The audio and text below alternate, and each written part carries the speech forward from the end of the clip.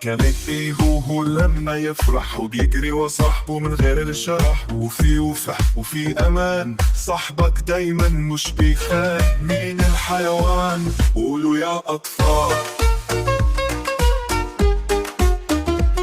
القطة بتموت بصوت رقيق وتحب تنام في مكان دافي ونيق، بتتمسح لما تكون مبسوطة وتزعل لو حد ناداها بصوت خجل. الحيوان؟ قولوا يا أطفال.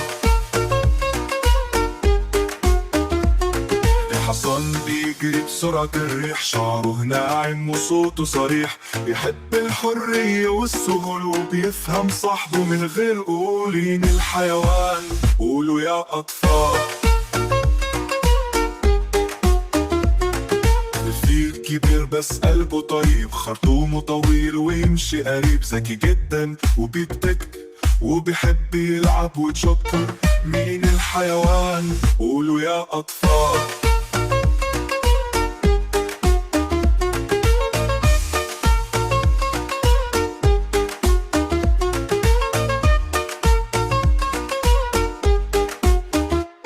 العصفور بيزقزق فوق الشجرة، يطير ويغني في كل فجة، صوته حلو وبيحب السلام، ينام في عش وقت الغمام. مين الحيوان؟ قولوا يا أطفال.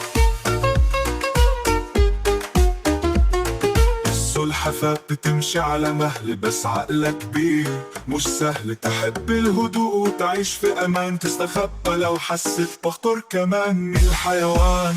قولوا يا أطفال. الأسد ملك الغابة الكبير، صوته يرعد بس مش شرير، يحمي عيلته ويعيش بوقار، بس لو غضب الكل يحتار. مين الحيوان؟ قولوا يا أطفال.